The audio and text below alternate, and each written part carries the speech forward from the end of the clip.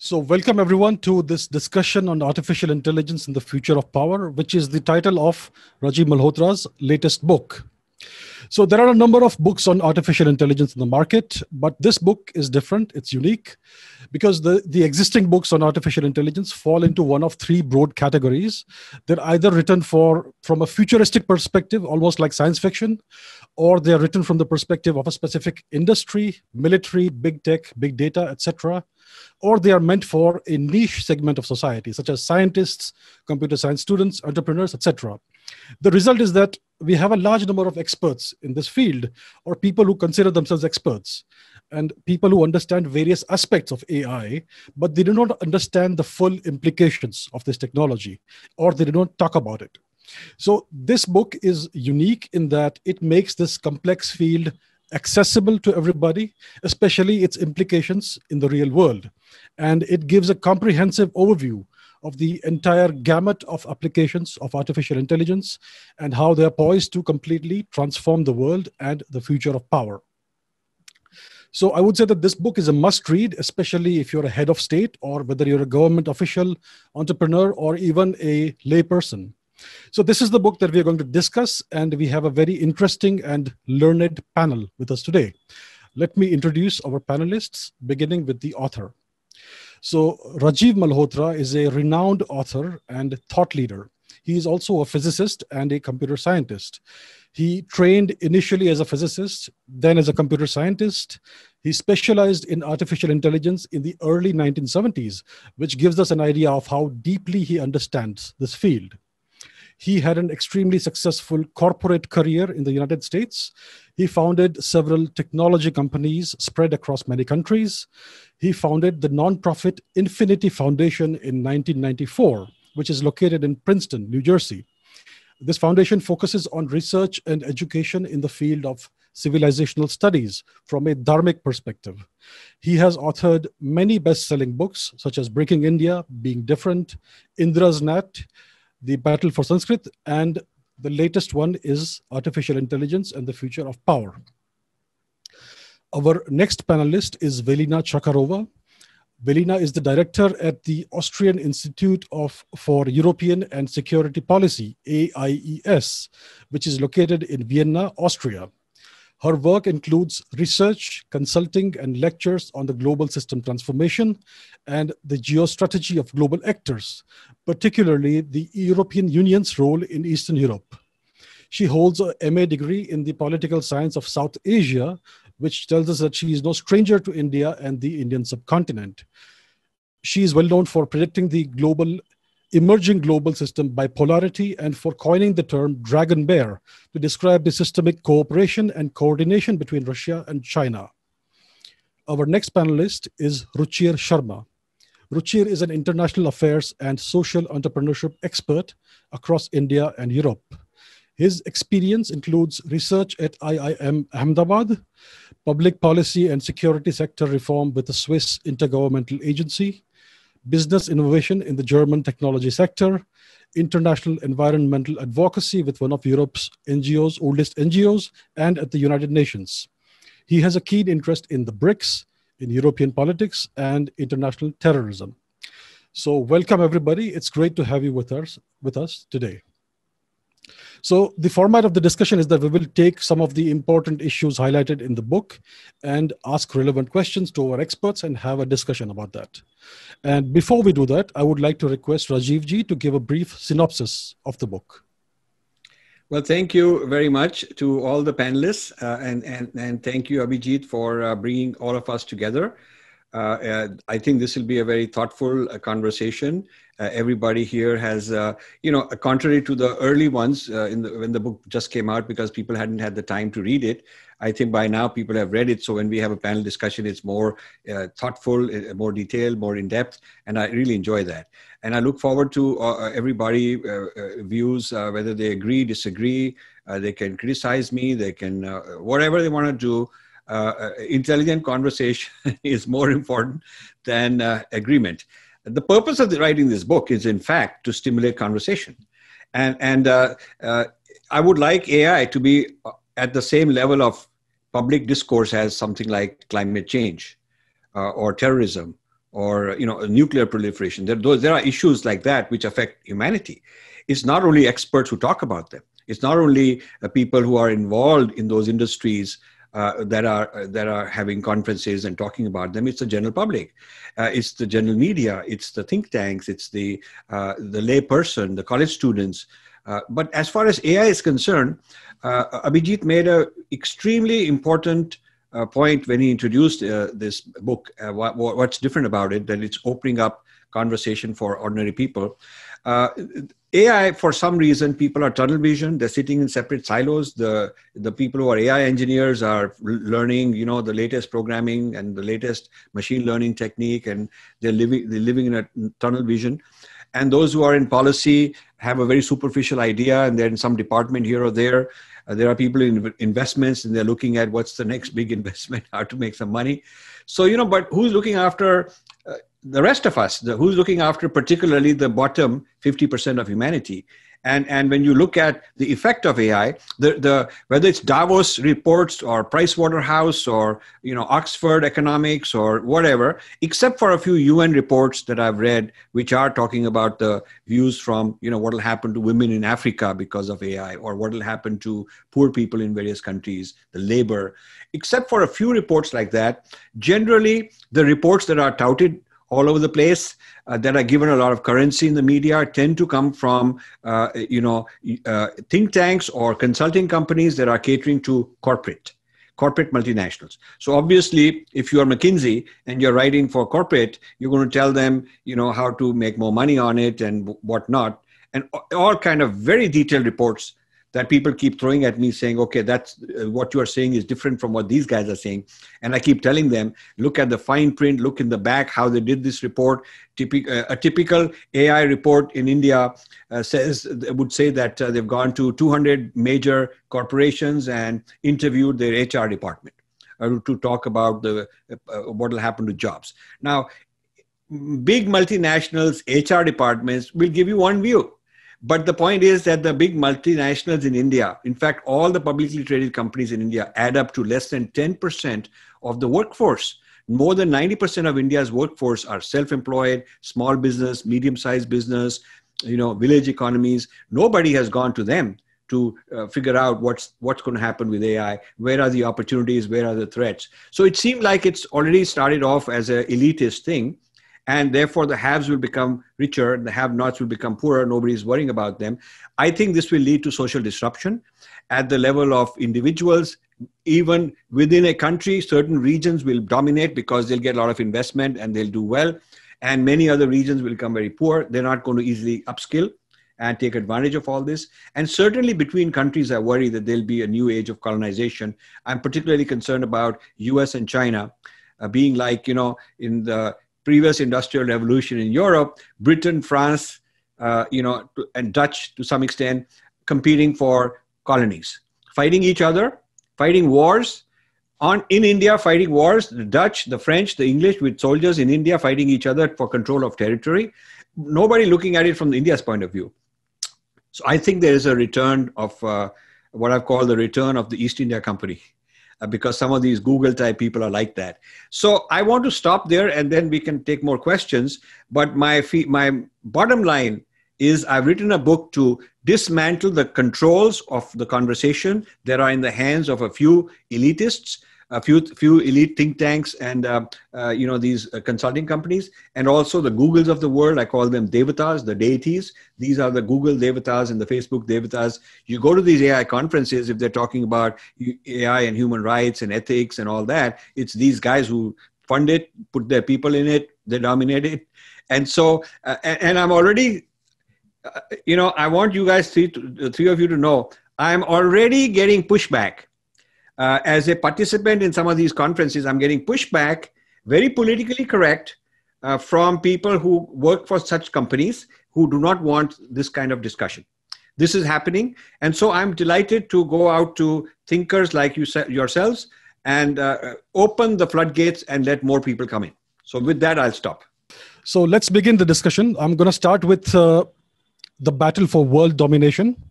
So there's this quote from the book. It says that the US and China have become a duopoly that owns most of the AI-based economy at the expense of much of the developing world, a trend that I call digital colonization. China has successfully catapulted itself from a poor country to an imperial power, asserting its influence over Africa, Latin America, and parts of Asia. So that's a quote from the book. So I would like to go to Velena first. So, Velena, what is your view about this? Do you agree that we have entered a new age of colonization with AI as the driving force?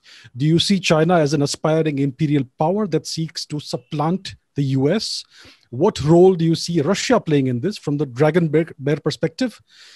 And how do you see this battle playing out over the next decade or so?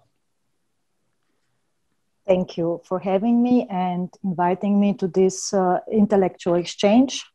First and foremost, and let me show you my copy of the book, which I would like to describe as an illuminating book for everyone, for every citizen, basically, who is interested in understanding the disruptive power of artificial intelligence. I strongly recommend to read the book. Now, moving to the most interesting battleground, which is the battle for world domination, as seen from the perspective of someone like me who has been covering global affairs for almost 20 years now. I concur very much with the views presented in this chapter. First, my call on an emerging systemic bipolarity between the United States and China has been made already in 2014. So I've been struggling with a community of pundits and experts who have been claiming that we are going to observe a new kind of multipolarity in the international relations for almost 10 years now, while being put in a corner of experts, so to say, who have been seeing the world from different lenses. And I very much observe the disruptive power of artificial intelligence as part of this kind of new systemic bipolarity. What do I mean? Now, in the book, it is very clearly presented what kind of role the previous industrial revolutions have had for Great Britain to become a global power. And I would add also the last industrial revolution in the 70s, during the Cold War between the United States and Soviet Union, had also this kind of disruptive power and helped the United States to come out as the winner of this competition. And in a very similar way, I think that the artificial intelligence will be this at the core of a digital competition between United States and China, which whose outcome we still don't know exactly. So we are still in the middle of these transformational processes, but will certainly and significantly contribute to the winner of this next competition. So this one clear trend I'm seeing is that all powers in between will have to take sides at some point. They will try to navigate between United States and India as these two centers of power, but at some point they will have to take sides, and that is probably one of the major differences as compared to the Cold War between United States and Soviet Union, because during the time we also had powers such as India, which didn't want to take a clear side, but were, so to say, they built a third bloc of non-aligned countries. And I think that this time, due to the disruptive power of new technologies, due to this really immense acceleration of the fourth industrial revolution, middle powers will have to take sides. Then there was the question about, the particular role of, for instance, of Russia. What I described also in 2014 or 2015 as this dragon bear phenomenon is basically due to the isolation of Russia from the West. Following the war in Eastern Ukraine in 2014, Russia turned to Asia and basically to China and establish something what I don't call an axis, but rather systemic coordination in various key sectors and fields of policy, and unfortunately, increasingly also in fields related to artificial intelligence, defense technologies, and space technologies. And this is something which I would describe as a kind of potential risk for the global affairs in terms of disruptive power. How will the Dragon Bear shape this polarization of the international relations, and how will other mega powers, among which also India, decide to navigate? That is the open question. I think that the competition between India and China will increase in this decade. I call this emerging decade the Indo-Pacific Decade. I think that the center or even the epicenter of polarization of global affairs will be mostly observed in the Indo-Pacific region and in the Indian Ocean. So I think that India will have to make some really strategic decisions. And like I said, one of the decisive fields will be in terms of the fourth industrial revolution and in terms of artificial intelligence. So this will be the open question mark where I want to stop. Thank you, Velena. So let me bring the same question to Ruchir. So Ruchir, you are a very strong proponent of decolonization and you are a critic of imperialism in its various forms. So what is your perspective on this? Do you agree that we have entered a new age of imperialism and colonization with AI as the driving force? And is this a battle for global domination between two countries, the US and China, winner take all? Thanks so much. So absolutely, I think colonialism never ended. Even back in the 1940s, 1950s, 1960s, countries in Asia, countries in Africa, they got independence, which was in name. It was a power transfer, but the same colonial institutions. And it was one elite, a foreign elite, handing over these same tools of colonial domination to a native elite.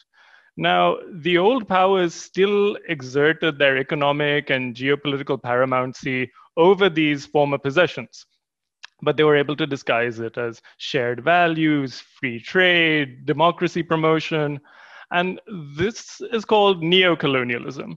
These new forms of colonization that seek to entrench the interests of the colonial powers in their former colonies. And they disguise it as altruism, that they're doing it because they care. They do it because, of our shared history. So Kwame Nkrumah, the first prime minister and president of independent Ghana, he wrote that neocolonialism is imperialism in its final and most dangerous stage. So the essence of neocolonialism, he says, is that the state which is subject to it is in theory independent and has all the outward trappings of international sovereignty. But in reality, its economic system and thus its political policy is directed from outside. Now, I would say the core goal of colonialism remains the same: to maintain certain countries as weak, economically stagnant, and politically dependent on the hegemonic power, so that they can serve as a source of cheap labor and cheap raw materials, as well as a market for finished goods and services. So if we apply that logic to the era of artificial intelligence, that means using African, Asian, Latin American countries as sources of big data from their citizens, from their public, while opening up their markets to foreign digital platforms and surveillance platforms that serve the interests of colonial powers. Now, regarding the second question about this being a new battle for world domination, I would agree. Yes, like Velena said, we are entering a new Cold War between the US and China. The two have created parallel systems in the digital sector with their own internet, own surveillance, own digital ventures. And it goes back to China's history, that during Deng Xiaoping's tenure, China abandoned classical Maoism. Classical Maoism was about rural people's revolution, from the bottom up, from the grassroots, rebuilding society and jumping from feudalism to socialism without capitalism in between.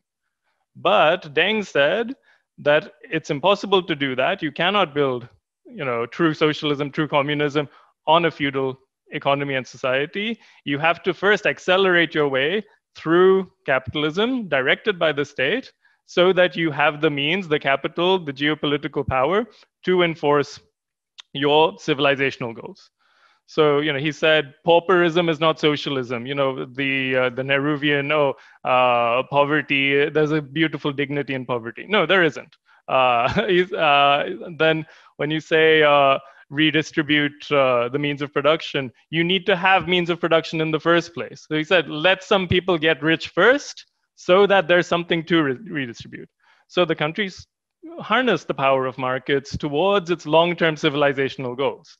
That what's called socialism with Chinese characteristics, as Deng called it, is a combination of Marxist-Leninist thought, Maoist thought, and traditional Chinese values.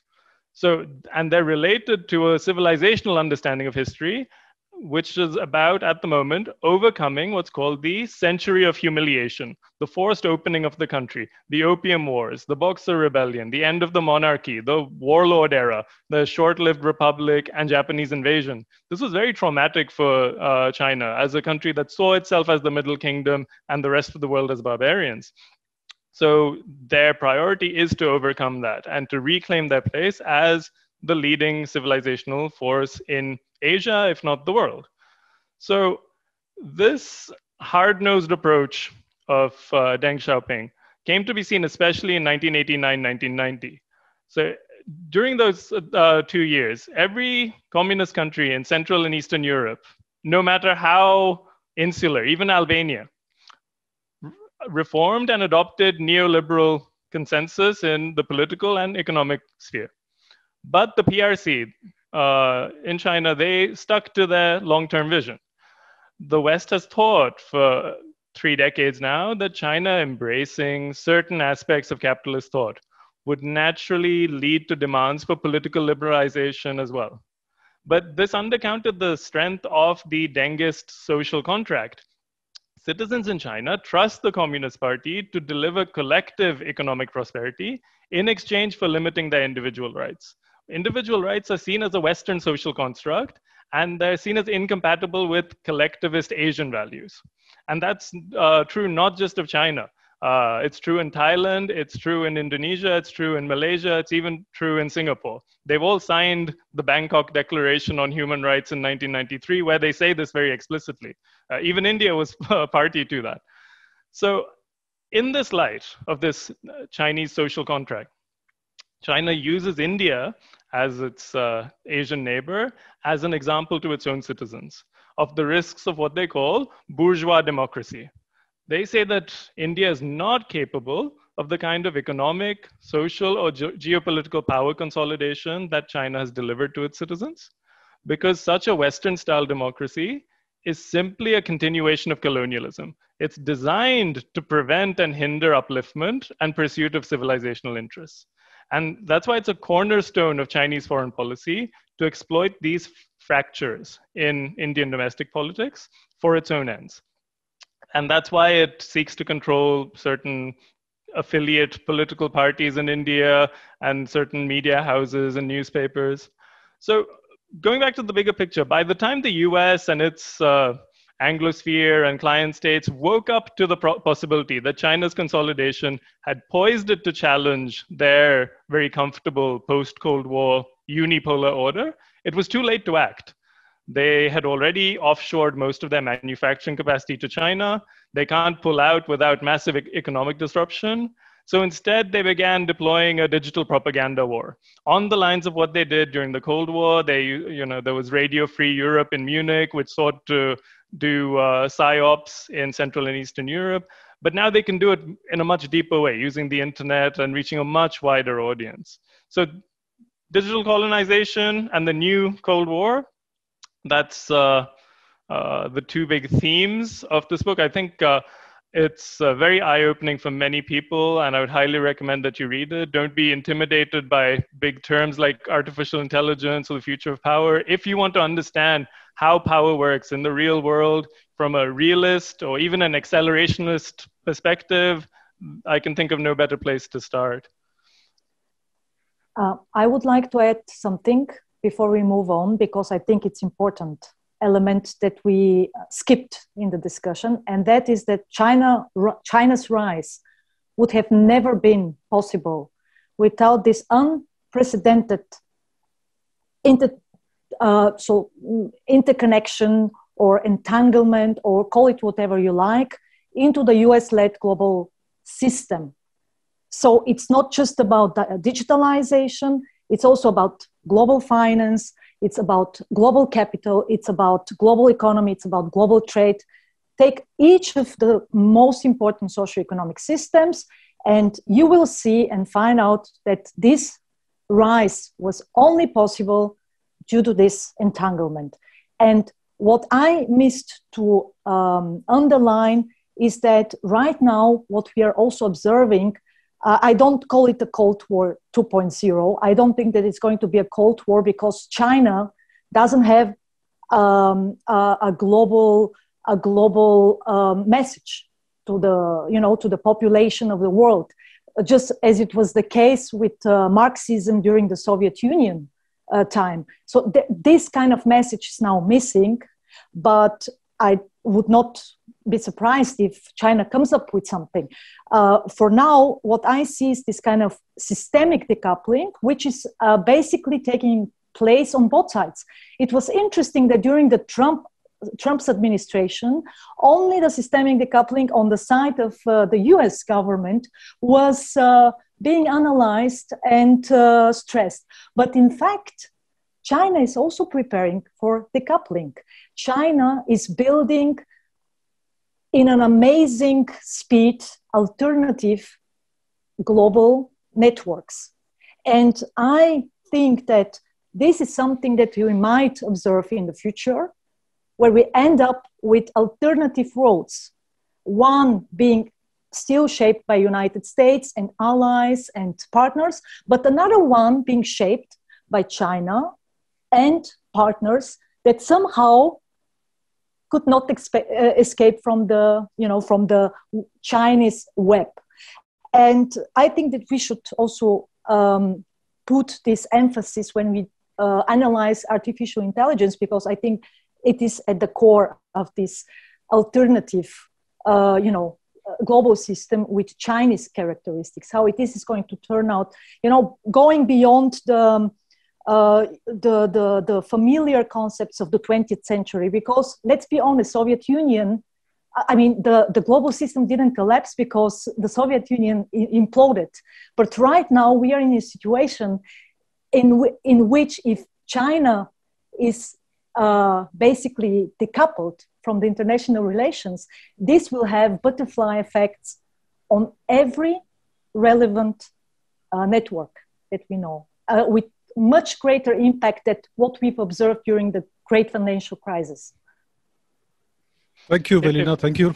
Yeah, go ahead, please. If I might build on these great points. So in the light of these two blocks or spheres of digital influence that Velena mentioned, she had also mentioned that at some point, India will have a choice to make.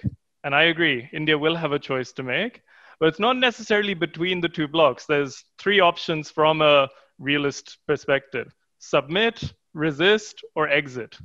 Submit means you become a digital colony or client state and then try to create the best outcomes domestically despite your loss of sovereignty.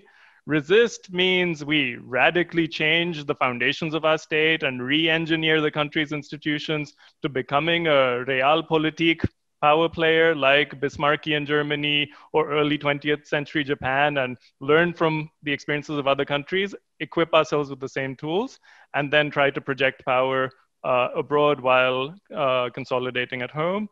Or there's exit, which means we turn inwards. We close ourselves off from influence from external powers because we know that our institutions and society are too weak. And we focus on internal consolidation. We have a very large internal economy. You can become fully self-sufficient, and a digital garrison state. So focusing on defending the German term is Sonderweg, our special way, from the threat of colonization. Now, aligning with either of these two new blocs will be difficult because they're both inherently hostile to Indian interests in the long run. No great power wants to share power in the long run with an upstart, with a newcomer. And that's the risk that every emerging country has. But neutrality or non-alignment are meaningless unless you're capable and willing to defend them. Now, throughout the 80s, there was a very famous war between Iran and Iraq. The great powers were happy to supply arms and support both sides, hoping they would bleed each other to death. That's the fate that a non-aligned country would face if it doesn't take steps to defend itself. So India is too big, poor, chaotic, and scary to be considered a reliable client state.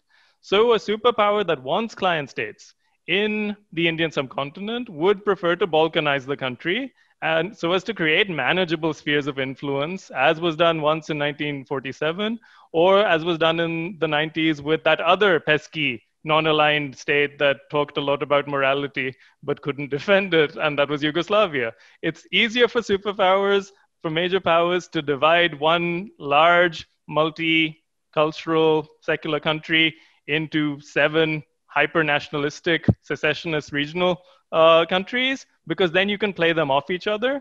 You can get the loyalty by the loyalty of 2 or 3 of them, and your interests are being pushed. So we need to equip ourselves with the tools and information needed to anticipate the strategy and to counter it. Well, I have to add something. As a real politician, coming from the realpolitik school and building my expertise basically on that school, I have to add my 2 cents on that view, because I've been dealing with this view for quite some time. I'm looking also at the book where there is also the quote, at the same time, India is far too large and complex to become a satellite of either the United States or China.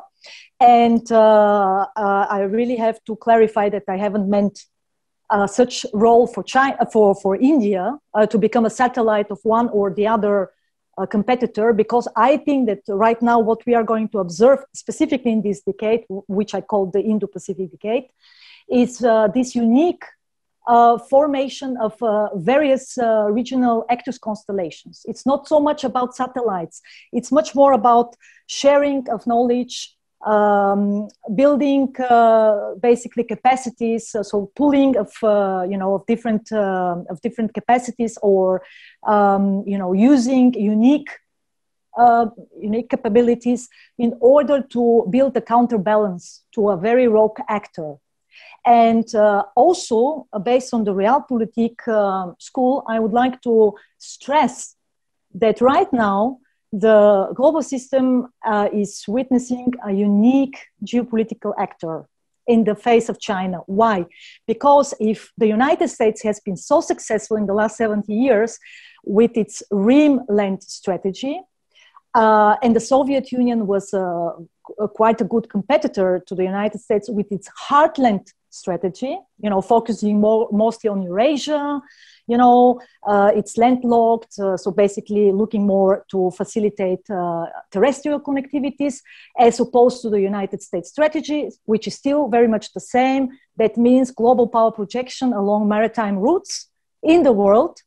I think that right now, what is really different and what will actually result in a lot of middle powers overthinking their strategies is the very fact that China is on its way to become both a unique heartland and rimland strategy. So they are simultaneously building up their rimland strategy, and they need the access to the Indian Ocean, and they have already started, as we know, through Pakistan, even though that India still has more or less control over the Indian Ocean, but it is just a matter of time. And at the very same time, they have been building, so they have these unique maritime routes, right? But at the very same time, they are building 2 parallel terrestrial routes through Central Asia, through Turkey, and on the other side, also through Russia. trying to connect with Europe. So I think that this kind of a new geostrategic reality, which is going to emerge in this decade, is going to place the Indian establishment with some hardcore, so it's going to, basically confront the Indian leadership with some hardcore decisions. And it's not so much about becoming a satellite this time. It's about entering coalitions, also a term from the realpolitik, with like-minded powers, acknowledging the uniqueness of each of them. This is, for instance, the example with the quadrilateral formation. You have so different countries, but still very much inclined into sharing expertise and even meeting on the highest level, political ranking level. Why? Because they realize that this is the only way. There's no other way. I don't think that there's going to be an Asian NATO, so there's not going to be an institutionalization the way we witnessed it during the Cold War. It's going to be more or less a gentleman agreement, if you like, where they come together and decide, let's do something together. And I think this is the most efficient way to do it. So this kind of, I implied this kind of decisions. Okay, thank you. So I would like to add Iran to this, that China is also engaging with Iran right now. It's entering into a long-term agreement with the Iranians. It's investing a lot of money there. So Iran also is in the picture. And the second thing is that if India were to enter into coalitions with like-minded nations, will such coalitions be in a position to resist the hegemony of either of the big two? That's one of the big questions I would ask myself. So Rajivji, would you like to say something about this? So I really enjoyed this conversation. Velena and Ruchi going back and forth and really, really very stimulating, both very thoughtful. I just want to, I agree with most of what they're saying, I think pretty much. I just want to add that when we talk of imperialism, AI imperialism, think of, this business of open source is a bit of a fraud. Because a lot of people in India have this false sense that we don't need to make investments in AI. So what? Because all the technology is open source and we'll just get this open source. It's available and we just use it. But open source is also a trap. Open source is a way to get market share. Like, for example, you could say that whatever Google is doing for free is open source because the search engines are open, free, doesn't cost anything. Gmail is free. The platforms that, Facebook has given out are free, doesn't cost you any money. So this business that the Americans, companies out of generosity or out of whatever, are open source and everything is free and we can just enjoy it. Why do we need to build our own? I've been talking about, India's need to build social platforms, social media platforms for 5-6 years. And people would always, responsible people in senior positions would come back and say, why do we need to do it? It's free. And I trust them. Everything is free. Now, suddenly India is reacting to this Twitter stuff, The same way, AI technology has that similar trap. Now, there is a AI system called GPT-3, which is a very cutting edge natural language processing, computational linguistics based system. And the people who developed it said it's open source. So, it'll be available for anybody. This is written in their original bylaws that this will be, it will be for public good and it's not something that they're going to hold for themselves and make money. But just a couple of months ago or somewhere around there, Microsoft invested $1 billion in GPT-3 and got exclusive rights to it. So what happened to this open source? Now, if I go there, and Microsoft goes there, obviously they're going to control it. And now I have to line up behind them and maybe comply with whatever their rules are, rules of engagement. So this open source is kind of a mirage to get a lot of people in because it looks very enticing. Once they're in, somebody controls the source code. Somebody controls the intellectual property. It's open under their terms. It's open to a certain extent. So part of this AI imperialism is the fact that AI is like an iceberg. And so only a part of it is visible. Only a small part of AI is visible above the surface. There's a huge mountain, very complex, beneath the surface that most people aren't aware of. And for that, you need special sonar and radar to keep track of what all this is. You need technical people. And the technical people who have the brains and the capability are not doing this kind of work. They're already sold out. They're working for one of those guys. And so rather than critiquing them, they are actually on the payroll. So I consider that the danger of AI is the invisible nature of the details and this very enticing open source kind of plea that it makes, free services, so if you look at the rhetoric, it is extremely socially responsible.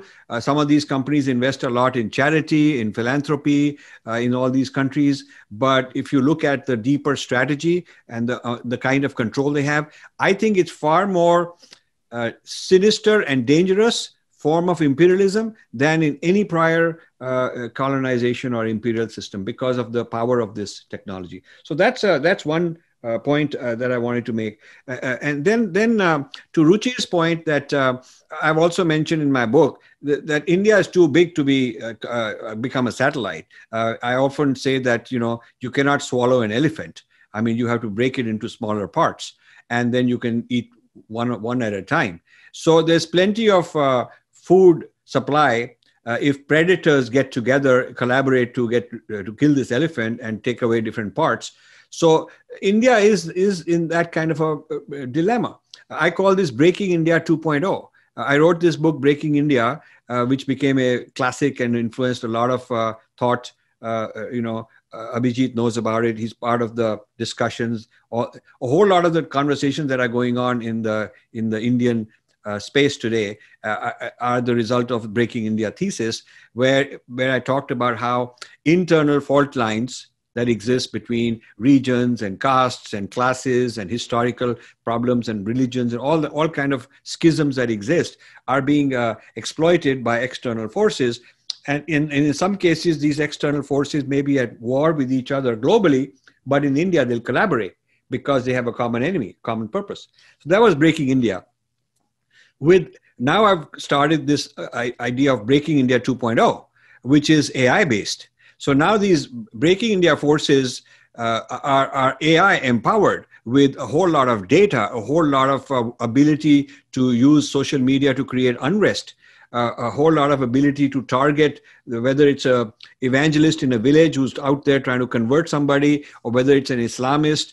Now the ability to come up with fake news, to come up with deep fakes, to use things like GPT-3 in order to put in editorial that is fabricated and made by bots.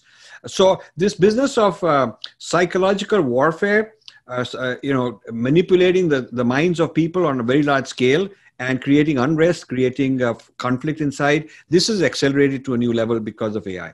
So I agree with Ruchi that the threat is not that India will have to choose between option A and option B. It may look like that. It may look initially that, China would have been a great choice had it been because it's a neighbor, but China has territorial ambitions, doesn't take India very seriously, would like to break it up and get right through India.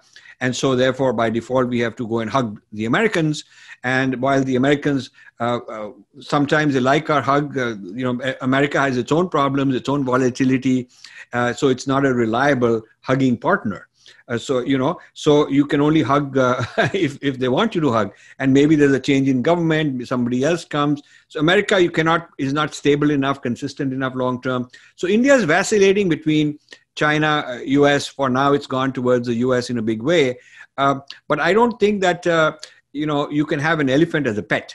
I mean, it's just too big. It would be unreasonable to accept that the US will treat us like they looked after Japan or Taiwan or South Korea or small countries. India is just too big and too chaotic and too, unmanageable in the minds of the Americans. So India is facing this Breaking India 2.0. I really believe that India is facing Breaking India 2.0. That is something I didn't elaborate in this book. It's already over 500 pages, but I'm writing more about it. The Breaking India 2.4 threat that India faces is very realistic, and it is AI-driven. So back to you, Abhijit. Right. So let's move on to the related subject of data sovereignty and national sovereignty. So you spoke about open source.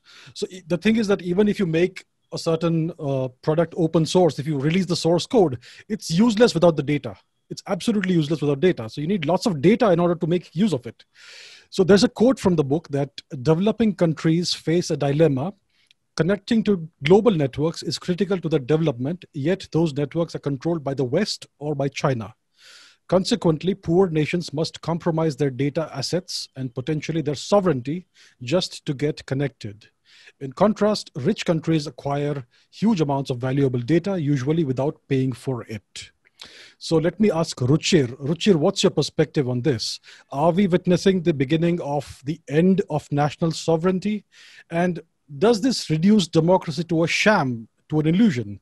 What do you think? Well, I would say we're not witnessing the beginning of the end of national sovereignty because that started a long time ago. So national sovereignty didn't even exist for many countries in the first place. So it's not the beginning of the end. It's more the opening of our eyes to what a sham our national sovereignty was, especially for post-colonial countries. So for African countries, for Asian countries, for Latin American countries, sovereignty only has meaning if you can enforce it. And so superpowers, major powers, they have sovereignty. Minor powers, post-colonial states, they have the choice between exchanging part of their sovereignty for the illusion of safety or a defensive sovereignty backed up by armed neutrality. So if we look at European history, the only successful neutral states that were not crushed during world wars. So for example, Belgium was once a neutral state, but it was just a highway between Germany and France during the war. The successful ones were Switzerland and Sweden.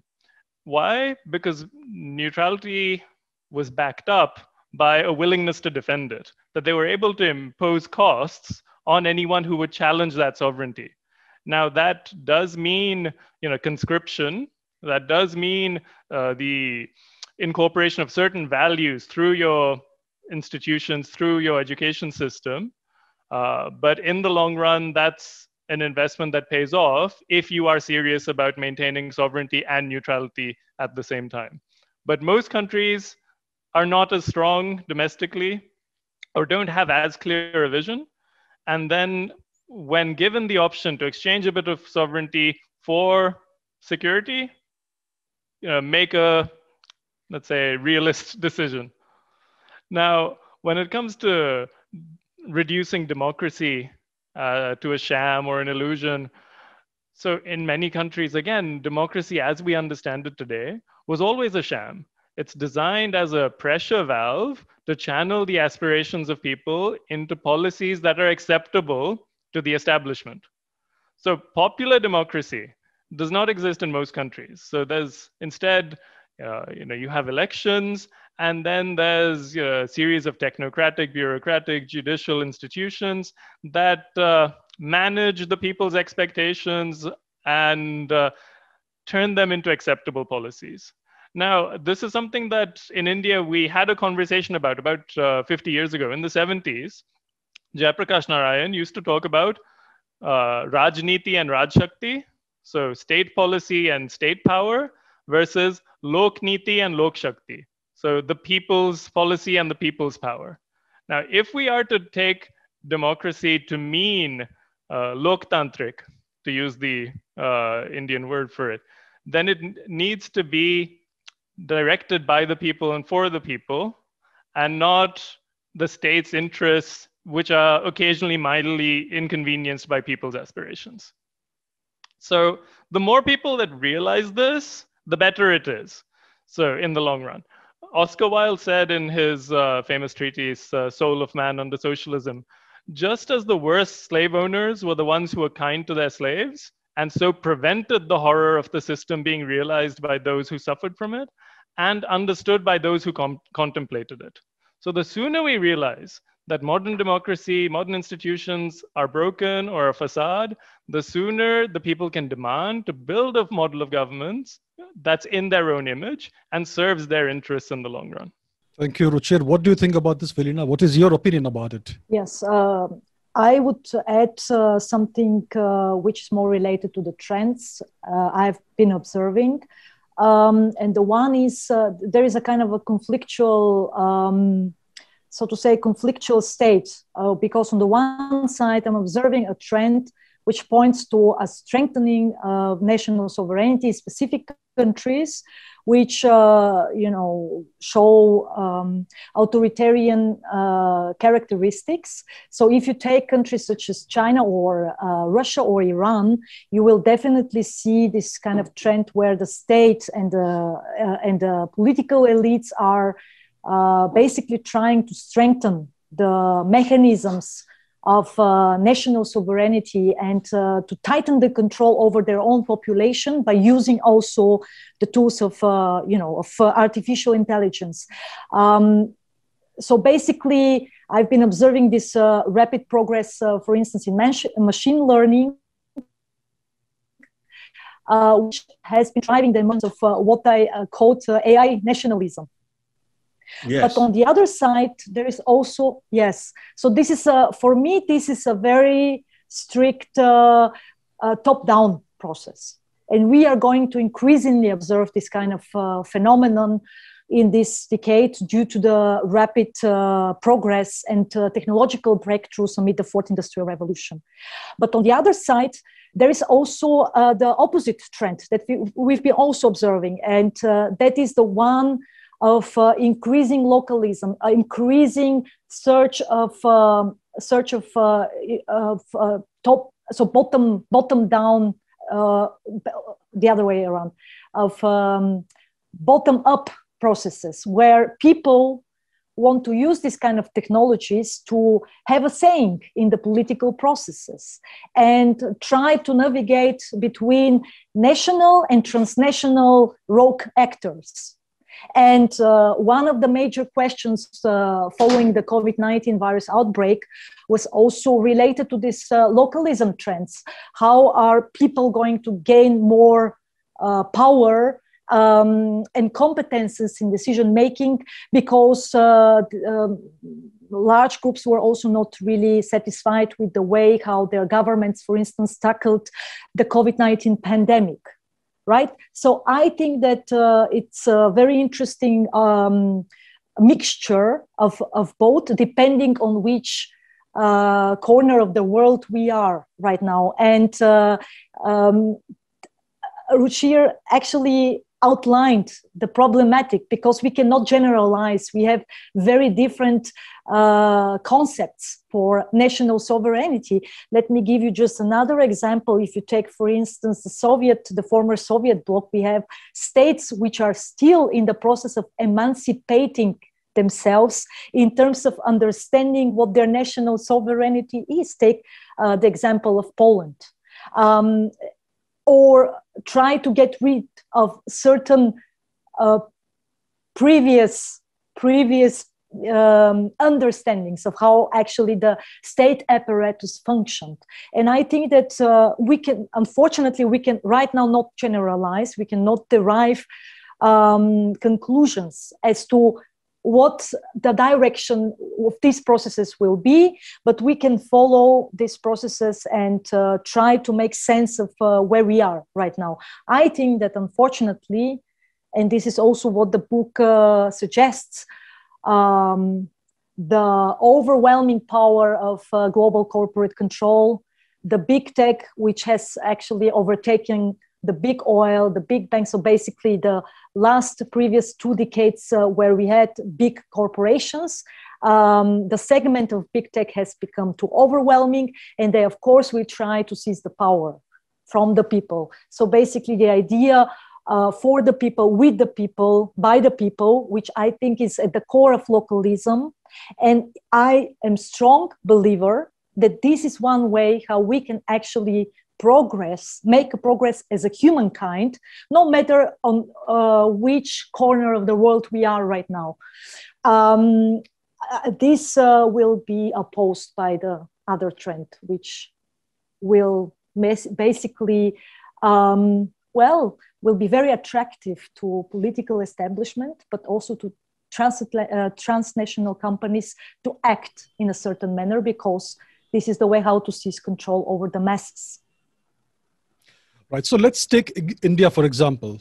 So over the past decade or so, big data has really transformed life in India. It's really empowered the people in a way, the social networks. For example, if you see Facebook and Twitter, it's essentially connected the whole nation for the first time in 1,000 years, and given the people a voice for the first time in 1,000 years. So it has had a transformative effect on the people of India. However, all the data is owned by a foreign company. It's owned by a company in the US. And today they can impose whatever rules they want on their platform. They can ban people, they can shadow ban people, they can deplatform you, they can disempower you, marginalize you. So it's their platform, it's their data, and it's their technology. And today, right now, coincidentally, there's this big furor over Twitter and how it's behaving in India. It's refusing to obey Indian government orders. So this is essentially, it's transgressing the concept of the sovereignty of a nation state. And if this is the situation in India today, imagine how it will be for a small country, Switzerland or Bulgaria or Botswana or any of these other countries. So what does this mean for sovereignty? I mean, is sovereignty passé now? Is that what it means? My take is that AI is kind of a new force in discourse and in psychological management of individuals. Both internally managing me, by learning about me. Every time I click something, they learn more about me, what I like, what I don't like, what I ignore. Am I more likely to click this kind of thing or that kind of thing? And they're constantly building psychological models, very sophisticated. And this is what the average person doesn't know. He thinks that loss of data just means that they'll know something about my private life. That's not it. They'll know. More important than knowing about your private life is they know your psychological model, how your behavior model, like a psychologist. Suppose you have a psychologist who's following you around 24/7 all your life and trying to figure you out. That's kind of how AI is. We're figuring out the individual behavior models for people and constantly testing them with different things to see how they react and keep fine-tuning their model accordingly. So they have a model at the individual level, at the community level, at the caste level, people of a certain region, people who are left-wing, who are right-wing, who are Muslims, or whatever, for all kinds of different people. Highly sophisticated. So now this model can be sold. This data can be sold like Cambridge Analytica, which was accused of helping the Russians hack the US elections. So you can do that. You can create a riot. I have evidence that some of this farmer thing in India was involved the use of such data by people who were actors outside, not based in India. But, imagine if you can, in real time, listen to the conversations of 10,000 farmers or protesters in Hong Kong or wherever, and through natural language processing, whatever language they're using, you can understand what's called sentiment analysis, which means are they angry, are they happy, are they willing to collaborate, are they fearful, and you can break it down by different groups among them. Some of them are of this kind, some of them are that kind, who hates whom, who doesn't get along with whom, what are the people who are together as one community. So if you can do that and in real time, then it has a lot of power on how to take, what policies to take, what force to use, what not to use, what offers to make. You can also manipulate by sending them, injecting content, your own content, very highly targeted. So this ability to simultaneously psychologically hack and monitor and manage a large group of people, a farmer being just one example, but it could be any. This is a huge amount of power. Now, this power is kind of, I think it's going to overwhelm democracy. It's going to overwhelm democracy because democracy is based on the assumption of individuals acting with freedom and having proper truth and understanding, having all the facts so they can make choices intelligently. But with this system, AI system intervening, people are connected not human to human, but human to AI and AI to the other human. This system is in the middle. It's sort of like the intermediary, adjudicating and making decisions between different people who seem to be in conversation with each other, but there is this medium. So this is interfering a lot with the future of discourse, with the future of conflict, with the future of collaborations, and this power lies partly with governments and partly with private companies. So, we can talk about AI-based dictatorship, where some dictator will use all this power they have over their people. They have surveillance cameras with facial recognition, and they're in real time monitoring them, and they keep track of them, and they can blackmail them. They can put criminal cases on them because they know too much. So that is one kind of a thing where the governments can use it in different ways, but also the private sector. I would say that people like Google and Facebook are like today's East India Company. I mean, they have this kind of a knowledge. Probably the Gmail that the Indian government people and national security people and military people, all of them keep on Gmail, they don't realize that this is all being read. It doesn't have to be read by human beings. The machines are reading them. And the machines it's not that the machine will disclose your private thing, that who you're having an affair with or something, but machine knows your psychology, your vulnerabilities, how to approach you, so the machine has all this figured out. So I would say that the competing against the model of democracy, for at least, especially a very complex country like India with so much internal conflict already, with this new intelligence coming and interfering, this is going to take. It's an open question. What's the future of democracy anywhere in the world? And is there a possibility that people who have this big data about human beings, whether it's the Googles of the world or whether it's the Chinese government or CIA, because, don't forget Edward Snowden, that was 6 years ago, what all he complained about, and all those things he's talking about happening at that time are far more sophisticated today. So this surveillance machine, psychologically manipulating machine, fake news machine, all this controlled by certain people. This is it's a $1 trillion market cap industry. It's not something I can go with and start up and do something on my own. It's not like that. In theory, everybody who's got some computer science background and taken a course in AI, in theory, they all feel like, hey, I could do it myself. I have some very naive people who are professors in computer science trivializing the power of these giants, because such people say, listen, if I got 5 graduate students, I could knock out my own Google. But the point is, it takes a lot more than just writing some code. There's so much to build an ecosystem. So I feel that the 10, 15-year lead that the Americans have in this space, and the Chinese did the smart thing, they banned the Americans and created their own equivalents, and now they're worrying about Jack Ma having too much power and they have to clamp down on him also. But India has no options. We don't have the Googles of the world. We don't have the Jack Ma's of the world either. We have nothing. I mean, what do we do? So now we are scrambling around, starting some little thing here and there. It takes a long time, billions of dollars, not just a small startup with 1 or 2 crore or 20 crore or so on to break even. It takes a very large sum of money. It takes a lot of brains, a lot of thought, a lot of planning to combat this kind of a force. So the future of democracy, the future and dictatorships and colonization, I think AI is a very powerful mechanism for that. And I think that the powers to be in India haven't figured it out yet. It's surprising. When so many of people who are helping me try and get this book promoted publicity-wise, put it in different places, keep coming back to me with the following.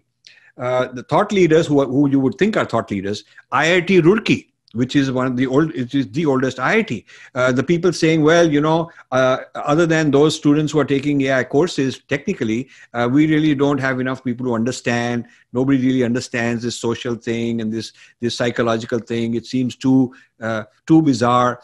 Leading economists told me, when I approached them almost last summer, when Facebook and Google were making investments in Reliance Jio, I have a 10-page section which criticizes this. I wrote that when the book was already ready for press, but I added all this stuff when the investment was happening. And I asked a bunch of friends of mine who are really top-notch economists with great power to see if they can take this 10-pager and trigger a conversation, a discussion, a debate. Maybe the Indian government should have hearings to hear what are the risks of allowing these Googles and Facebooks to come and invest in India and have access to all this big data. My friends who are eminent economists came back after reading all this and saying, we don't understand what you are saying. Why is this a problem? They seem like nice people. We could also do it if we wanted to. But what's the harm? Maybe you're reading a lot of science fiction. Maybe it's some kind of a conspiracy theory. I was shocked at the incompetence of people who you would think are thought leaders. Some of them are policymakers in serious senior positions. Some of them are media icons. They're all over the place giving, pontificating on everything that's going on in India. And they are considered opinion leaders, but complete zero when it came to this AI. So I think India is in trouble, partly because of its very nature and its complexity, partly because it's lost 10 years to China in this area, and partly because even now the leaders are just not up to speed on understanding this. So I feel that the future of democracy, it may be different in different countries, but as far as India is concerned, I don't feel that in this age of AI, India is that secure. Right. That's a rather pessimistic assessment, but a realistic one.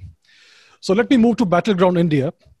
And I would like to observer, as a neutral expert, what do you think about how India is doing in this battle for AI? What is India doing wrong? Is India doing anything right? And how do you see India emerging as a competitor or challenger to the big two in the near future? Well, I'm usually not, in favor of criticizing other countries, what they're doing wrong or right. I think that it's up to the Indian experts to identify that. But I could and would actually stress what has been outlined by the book, and which I concur as a view, and that is that on the wrong side, let's put it that way, the book has identified high stress factors that certainly need to be tackled, such as the level of low education among large groups of the population, which, if tackled, would certainly contribute to also tackle the or deal in a more, in a better way with the phenomenon of artificial intelligence and the digitalization of the population.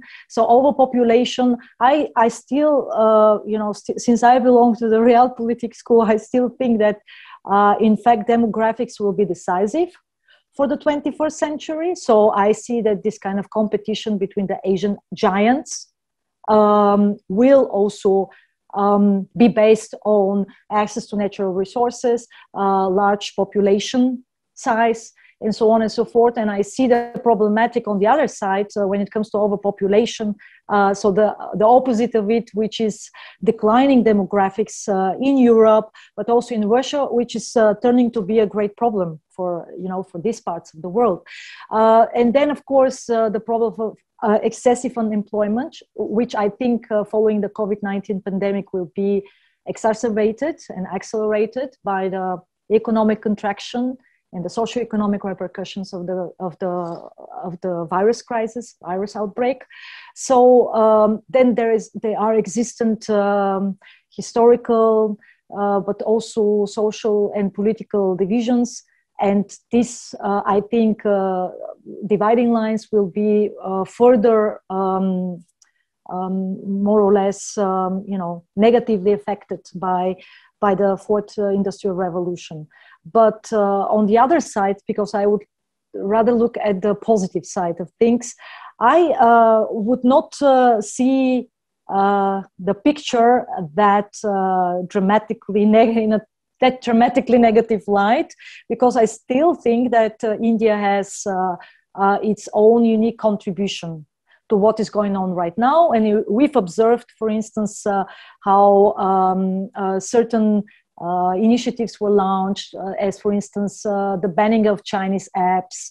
Now there is a discussion on launching alternative social media platforms. I think that this is a unique alternative way, for instance, how to tackle the big tech giants by initiating own platforms, maybe in cooperation with once again, like-minded countries. And I can give the example with Europe. In Europe, there is a strong regulation of big tech. And if you remember, following the banning of the the former US President Trump by social media, so basically the strongest reactions came from Europe, from European decision makers and European states, and it was actually the action itself was basically described as censoring of free speech, which was once domain of totalitarian and authoritarian regimes. And there is a clear understanding that big tech corporations will be regulated at some point by the European Union institutions, which are our supranational body on the old continent. Another way would be taxation. And third way would be what Nassim Taleb has been pointing to in the case of Monsanto, another rogue actor, when it comes to overwhelming influence over states and populations, local citizens, is suing. So basically suing a giant company, making them pay for the negative effects they imposed through their actions and measures. So these are three ways, and I think that India can find like-minded partners in doing the three of them. So I suppose that there is going to be alternative platforms to all the ones that we know, such as the social media, Facebook, also Twitter. Then there is the case with Jeff Bezos, as we remember, who was so enthusiastic about India. Let me remind you about that. So why not thinking about the Indian version of Amazon? Why should be Amazon, right? And then cooperation with like-minded countries, how to regulate these gigantic monsters, like I say. So like I call them. And then again, in case that it's really not possible to create a counterbalance, taxation is also one possible way of doing this. Yes, just to build on the points that the three of you have made in the last three interventions about asserting your sovereignty, about surveillance capitalism, and about social media, I think we have a very good precedent within India. And that goes back to 1977. In 1977, after the emergency ended, the Janata Party came to power, and they appointed George Fernandez, the trade unionist, as Minister for Industry. So George Fernandez asked two foreign investors, IBM and Coca-Cola, to comply with Indian laws. IBM at the time had been dumping obsolete technology in India and had created a virtual monopoly where Indian railways, Indian ministries were being forced to pay inflated prices for outdated machinery that couldn't be sold in the Western market. He demanded that they comply with Indian regulations and dilute their stock ownership so that 60% was owned by an Indian partner.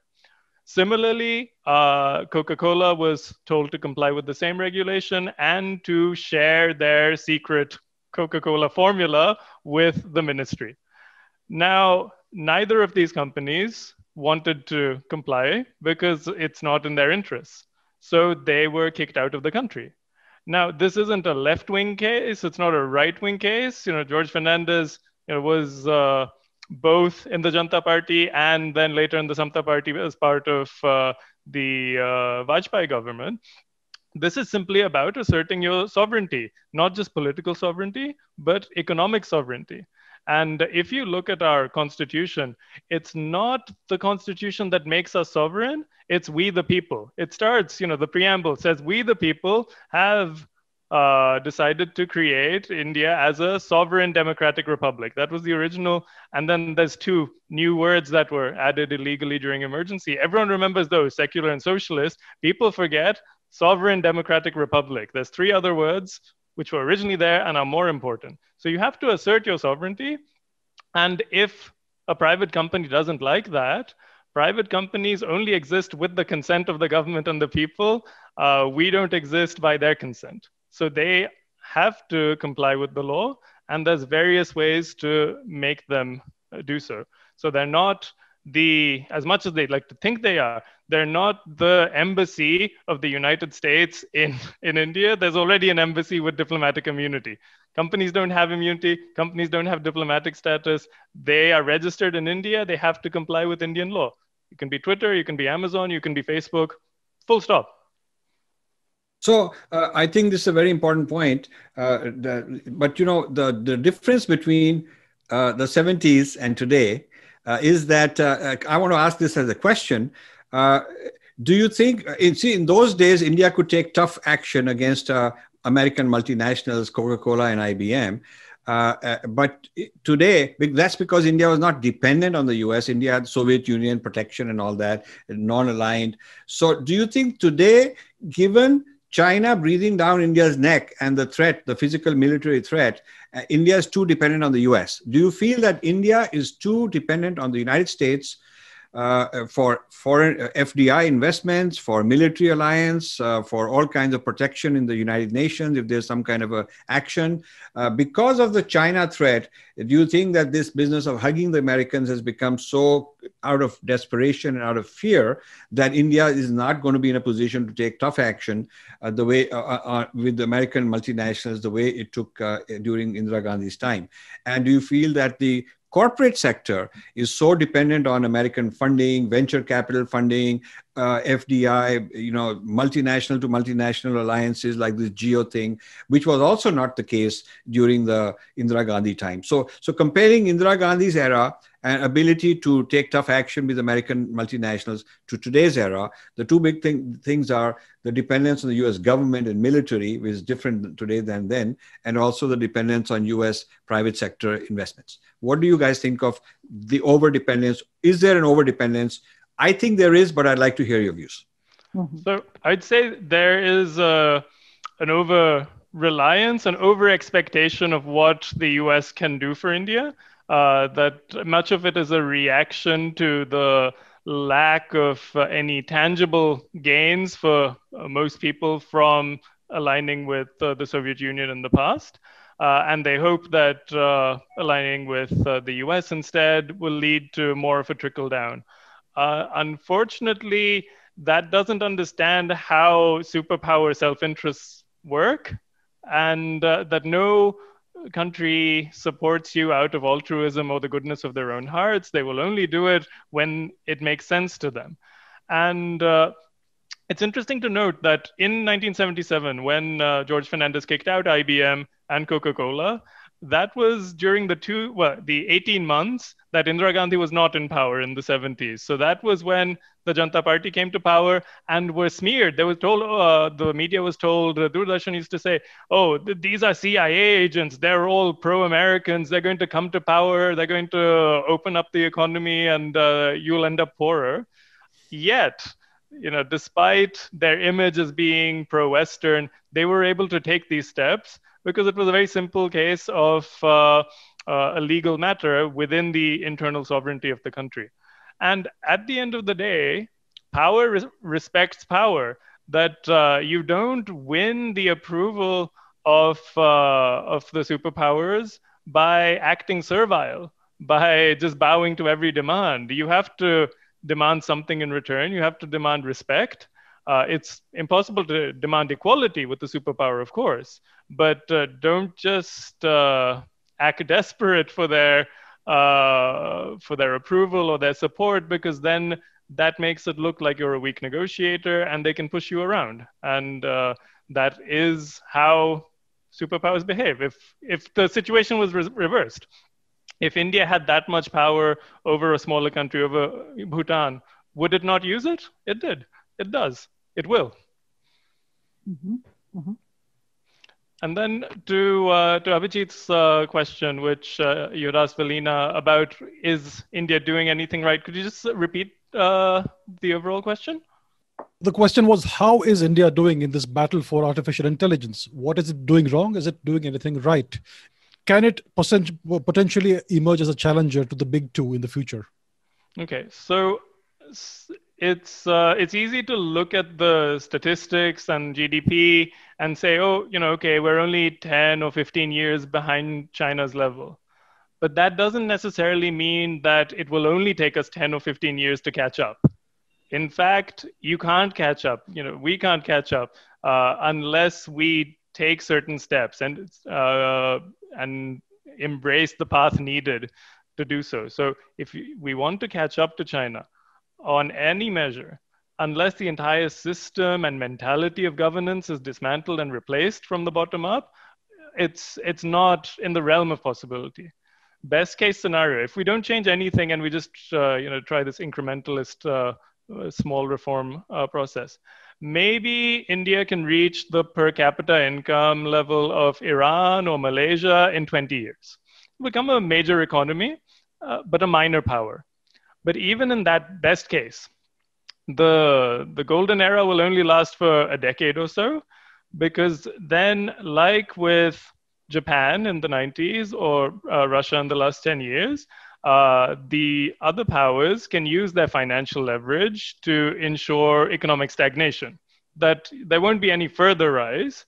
And that could lead to the engineering of a breakup. So, the US could do that, using the IMF, using its economic power, using its power at the WTO, and economic stagnation for a country like India, with as many fault lines as it has, is a first step to disintegration. And that parallels the Yugoslav experience in the 80s. Tito died in 1980. 1980 to 1989 was a period of stagnating growth and high inflation. That gave an incentive to sub-regional, sub-national secessionist movements to break off from the country, and Western countries, the same ones who very happily invested in Yugoslavia to keep it equidistant from the Eastern Bloc, who gave soft loans to build the best infrastructure in Eastern Europe. It was at that point that they said, no, you have to pay back your loans. And if you don't, well, even if they did, they started giving diplomatic and financial support to the secessionists. That's how Slovenia and Croatia broke off, saying that, oh, we don't want to be addled with the debt of these lazy and inefficient Bosnians and Macedonians in the south, when we are more European, we were influenced by Austria-Hungary, we have all the industries and the services, and they have agriculture. That was a toxic combination over the linguistic and ethnic fault lines. And it was used very cynically by West Germany and by the US to break up the country. That can happen again with India. Similarly, let's say we reach this best case scenario, we reach the income level of per capita income level of Iran. China can use the threat of a two-front war, and they can demand a submissive trade policy, a submissive diplomatic policy. And then there's our third rival, our lovely neighbor to the west, who may be encouraged to use nuclear weapons in a first use strategy to wipe out, let's say, the 10 biggest cities of the country, to level the playing field. Because it did not develop nuclear weapons as a defensive strategy. It developed them first. It developed them as a first use weapon because its leverage in what it calls its 1,000-year war or 1,000-year jihad with India. Now, how do we counteract this? The current institutions, the current ideas of governance in India are like being in a boxing match where you had one arm chopped off in 1947 and the other arm has been tied up behind your back. You can't even land a punch in that scenario. The best you can hope for is to dodge and evade and run around, hoping the timer runs out. But there's no timer in history. History doesn't end. So if China says that, India is incapable of matching our rise because we have a semi-colonial state and a semi-colonial economy that's incapable of delivering the people's welfare or civilizational goals, that's because they're correct. They understand us better than ourselves. And unfortunately, we're trapped in this unimaginative incrementalism where we're not allowing ourselves to dream beyond what others have destined us to be. So instead of reimagining the constitution, the courts, the police, the bureaucracy, the education system, armed forces, trade strategy, we spend all our time and energy on how to make these a little bit more comfortable, how to make them a little bit more efficient, a little bit more people-oriented. But then what's the point of improving the efficiency of a machine when the product, the end product of that machine is poisonous to your own society? So there's a Croatian political philosopher called Srećko Horvat. And he says, the current system is more violent than any revolution. And now what that means is by keeping people outside of the developed world, keeping them demoralized, degraded, and dependent, we are perpetuating structural inequalities that can't be overcome with the current system. We might try to do some righteous things, but the right thing would be to accelerate the end of the system and place ourselves in the driving seat of a new system that seeks to give people the sovereignty and dignity that they need to create a society where poverty and powerlessness is not the default state, but an impossibility. That's what we should be dreaming of. Now, it can take many forms, and that's for the people to drive. It shouldn't be an elite-driven project either. But the Chinese understand this. It's part of their philosophy, and it's incorporated into their understanding of the world today. So the famous philosopher from ancient times, Mencius, said, if you know that a thing is unrighteous, then use all dispatch in putting an end to it. Why wait till next year? Now, the same sentiment also exists as a part of Indian philosophy. But under the Mughal Macaulayan republic that we live in, the state has made every effort to strip us of these tools. So it's almost impossible for us to do the right things and take the right steps because we've disabled ourselves from doing so. We haven't allowed ourselves to even think that it's possible. Would you like to come in, Velena? Yes, of course. I would like to add a geopolitical layer, which is related to my scenarios. So I will present you very shortly my two long-term scenarios and one short-term scenario where I see India. Now, the long-term scenarios are, for me personally, based on my work, my research, either violent decoupling between United States and China. That means decoupling not just from trade, but from all relevant US-led networks with unknown outcome and with unknown second order or third order effects on the global affairs. That's why I call it violent decoupling. That means that it's going to be pushed by both sides. I think that Biden's administration will seek a normalization of relations, which will be a necessary break for the Chinese leadership to focus on the decoupling on their side.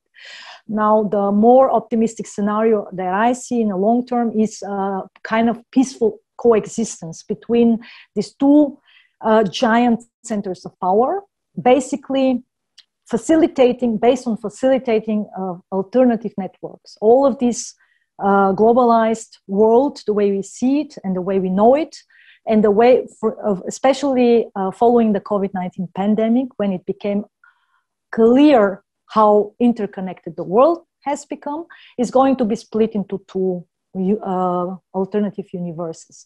Now, the short term, coming back to the short term scenario I have for India, like I pointed out, I see the emergence of an Indo-Pacific decade with the epicenter of global affairs being placed on the Indo-Pacific region. And while China is an Asian Pacific country, India is turning into this Indo-Pacific key partner for the United States. I think that there lies a great potential to establish a new kind of a relationship between United States and India, because India is also on its way to becoming a third global economic power, probably in the next decade or maybe in the next 2 decades. And with the shrinking geo-economic power by the United States, I think this is a kind of good basis for these two powers to establish a new kind of relationship.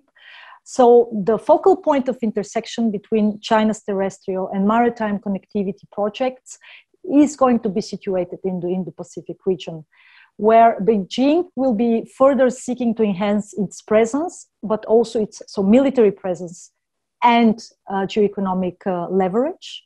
And it is beyond any doubt that China has adopted a geopolitical approach that is aimed at becoming a heartland and a rimland power. So heartland, imagine the whole land between Central and Eastern Europe, Eurasia with Russia, Central Asian countries, and then of course at the core of it, the dragon bearer as this new unique systemic coordination between Russia and China. And by the way, I think that the Indian leadership and elites should start worrying about their traditional friendly relationship with Russia, because we've observed already the neutral stance of Russia during the last tensions between China and India. I think that Russia will seek to remain neutral also in future tensions, for instance, along the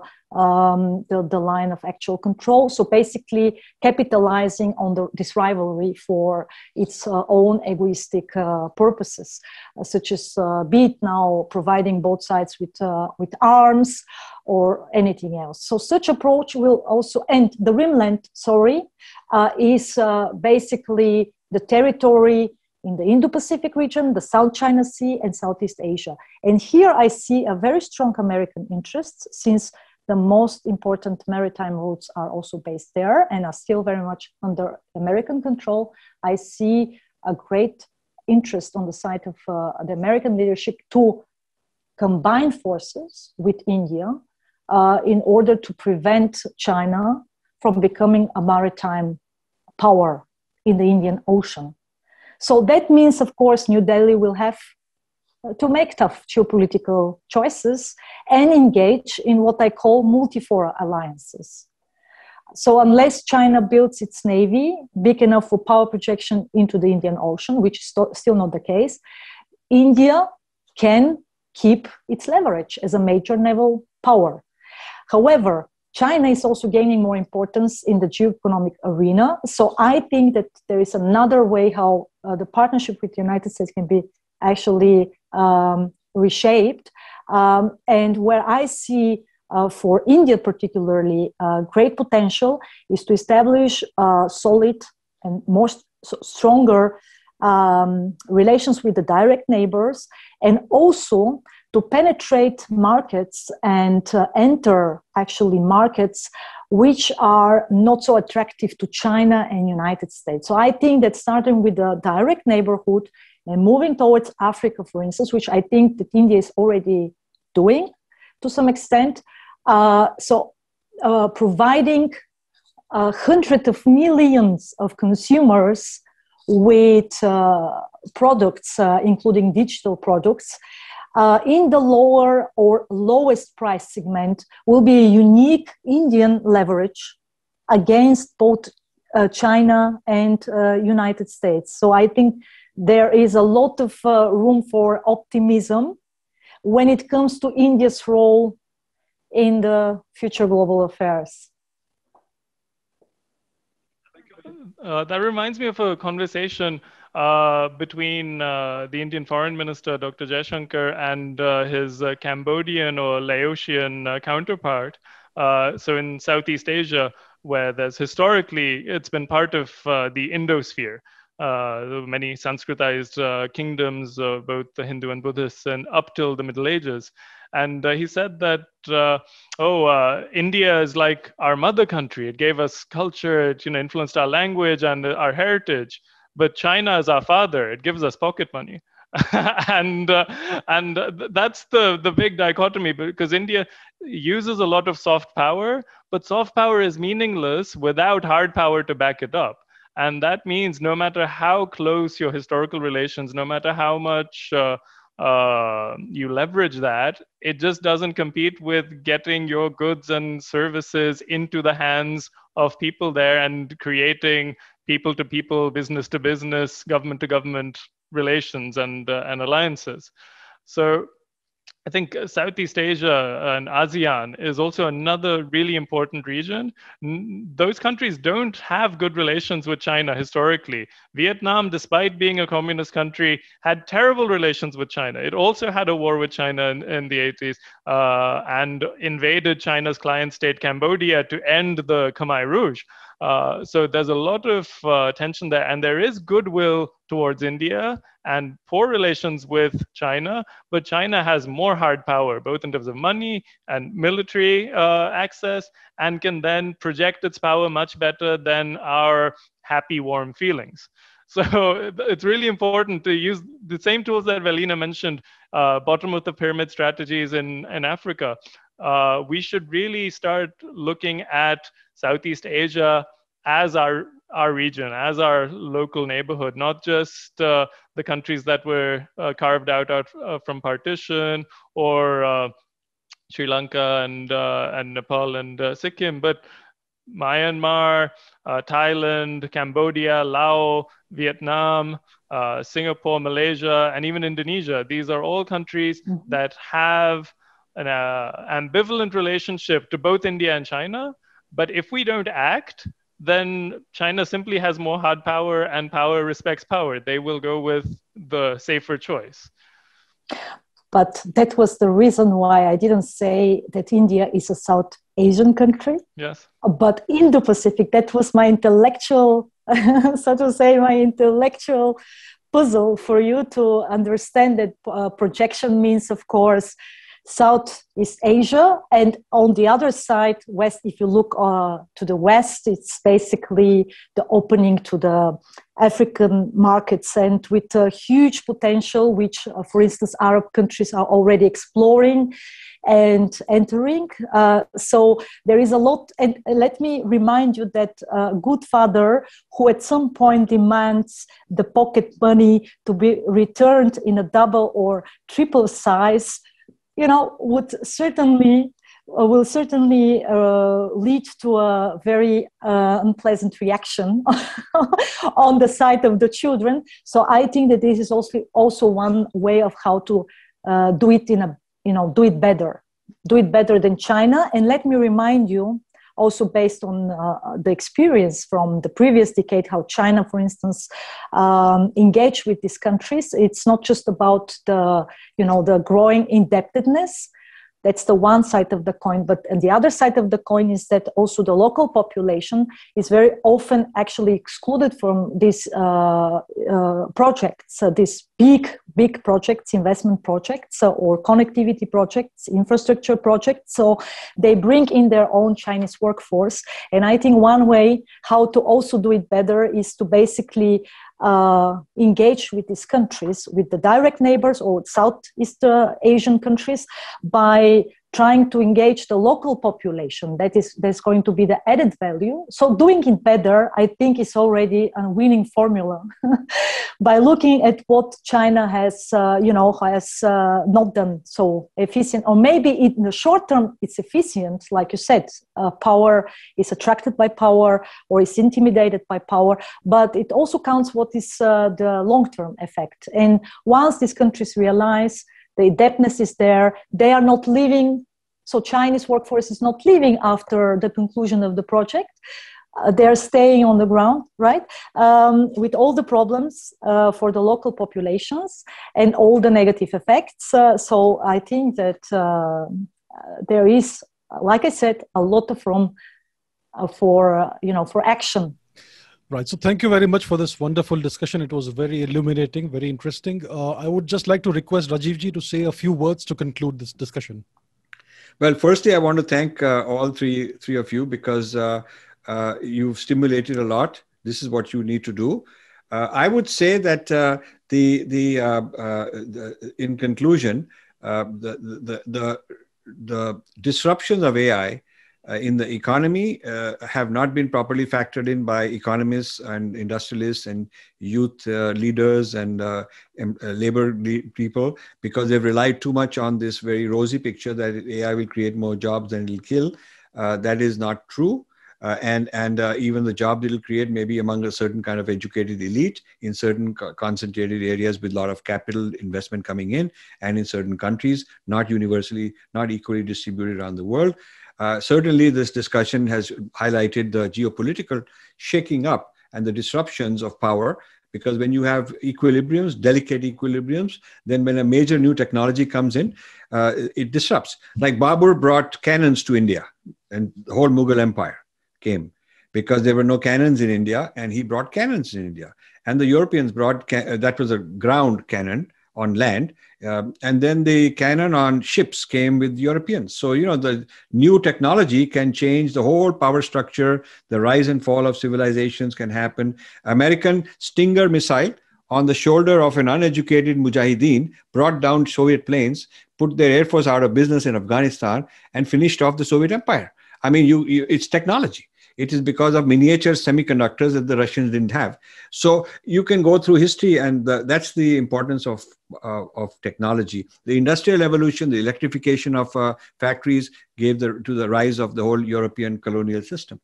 So I think AI is of that kind of magnitude. It has not been appreciated as such, and I want to do such panels and discussions over and over again with many, many people all through 2021, because I want to just break the floodgates open and let more people participate and more ideas emerge. So with that, I will conclude my remarks, and thank you all of you for joining this event. Well, thanks so much for having us. And Velena and Ruchi, thank you for joining us from Europe. Thank you on my side. I'm really excited about this book. Like you see, I have many notes, and I'm convinced that artificial intelligence will be at the core of the fourth industrial revolution, is already at the core, but will be also decisive and will bring in the most important disruptive potential, so to say. And we still don't know the outcome of this fourth industrial revolution. We don't know who is going to be the winner, who is going to ride the wave of this industrial revolution. There will be losers and there will be winners. So we better equip ourselves with the necessary tools and instruments to understand the processes. The complexity is immense.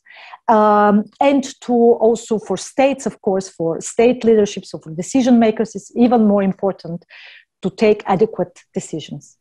Thank you very much for having me. Thank you, everyone. Thank you.